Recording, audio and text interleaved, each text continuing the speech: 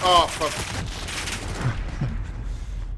why are people sending me Drake leaks? Yeah, I'm playing Warzone. Drake is a smart guy.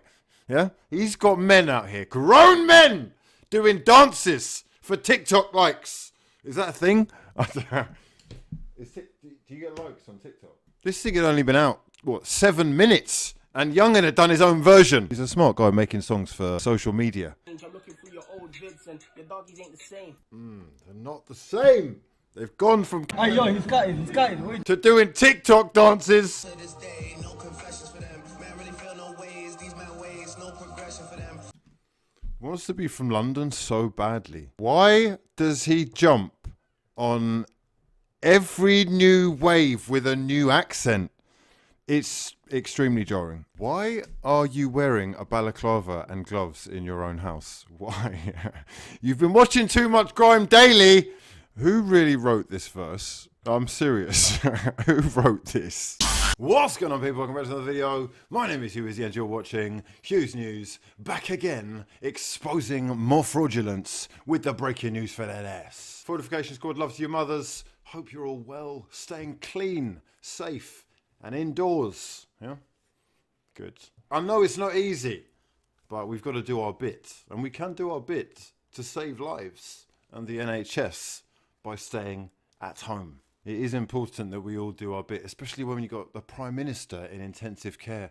Pep Guardiola has lost his mother to the virus, and it is all getting very real very quickly for many of us. So just make sure you're doing your bit, you know, because certain people aren't. Certain people, a couple frauds amongst us, are finding this very difficult. Packing out the parks, filling up the tubes. Look at this massive fraud here, whose 2 brain cells are the only thing doing social distancing right now. Jeez. Thinking that today, of all days, is the time to go and record a music video. Was that a music video? It was a music video in the park. Actually. Oh, do me a favour. Listen, don't get me started, you melts.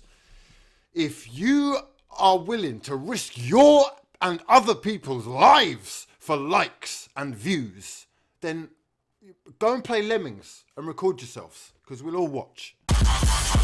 Anyway, plenty of news today for that ass, including FIFA have been in the US District Court accused of corruption. No surprise there. UEFA have extended the European League deadline. Liverpool have done a massive U-turn. And Kyle Walker's England career could be finished. All that and more coming up next. This is for the ones who care. So FIFA have been in the US District Court this week accused of corruption, taking bribes. I mean, are we actually surprised? The FBI investigation discovered FIFA executives were taking bribes of millions into offshore accounts in exchange for votes for Russia and Qatar to host the World Cups. And we know how that's turned out. Am I shocked? Well, not really, if I'm honest. In fact, I don't actually believe there's been a single World Cup or Olympics held in my lifetime that's been awarded without bribes changing hands. This is the most corrupt of corrupt societies. We all watched as South Korea miraculously hacked their way to a semi-final. I mean, watch that match against Italy and tell me there isn't some kind of money changing hands, please. Germany have been accused of buying up votes for the 2006 World Cup, and FIFA already admitted that bribes are paid by South Africa to host the 2010 World Cup. The FBI say Brazil 2014, Russia 2018, Qatar 2020, and even as far back as France 98 were all won on bribes to get votes. So, are they going to cancel Qatar? Don't be daft. There's incredible amounts of money involved here, and wherever that's the case, you can expect corruption of the highest order. People need to understand as well, this goes well beyond FIFA even. This is that upper echelon clout. This is where governments are probably trying to get Qatar over the line so they can secure future investment or oil. Maybe both. You also have to think, if you're a country that's probably not going to get the vote, or you've just had a World Cup, it might be more in your country's interest to support another country's bid at a price, obviously. Right then, next up, FIFA have given European leagues the final say on when their seasons finish, and they say they hope this helps each country to finish as and when they see it safe and fit to do so.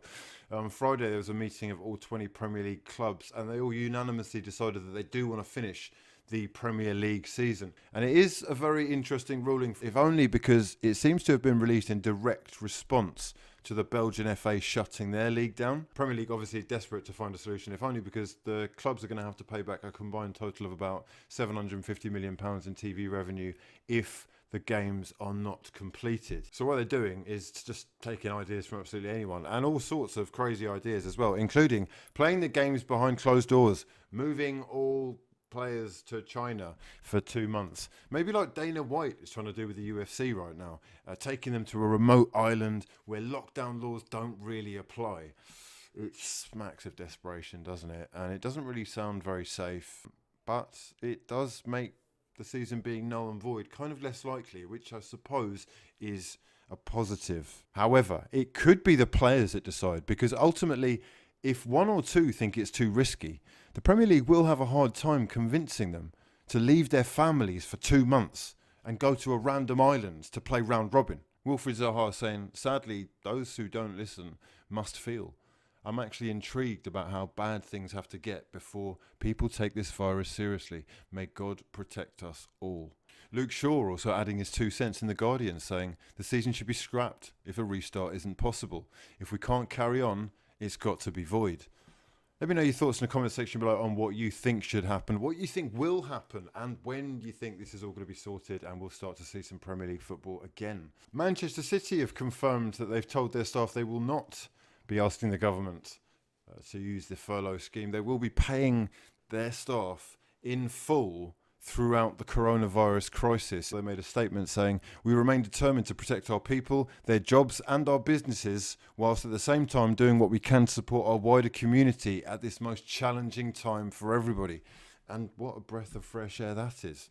In fact, we might have a little bit of point scoring going on here, because such was the backlash at Liverpool's decision to announce that they would be using taxpayers' money to pay staff that they've actually done a full 180 and released an apologetic statement to the fans saying that they were sorry, they thought they knew what was best and were doing the right thing, but actually now they've realised that wasn't the right thing at all. So, are we just going to forgive and forget this massively fraudulent behaviour? Well, yes and no. The reaction of Liverpool fans was, on the whole, actually first class. Most of them put morals and truth and doing what is right before their love of the football club. And for that, you should be proud. You forced your club into backtracking, and that is what you call a powerful voice. Those who tried to defend what they did now look very foolish. As for the club's owners, FSG, listen, I mean, it's good that you've done the right thing now, but what you did was downright underhanded.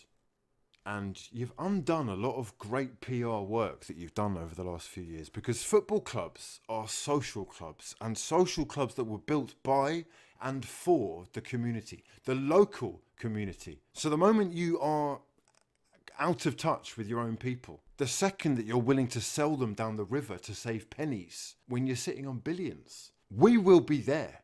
Yeah? Now, what a shame to drag the club's great name through the mud like that. And you will now be forever tainted by this, because people know what you wanted to do.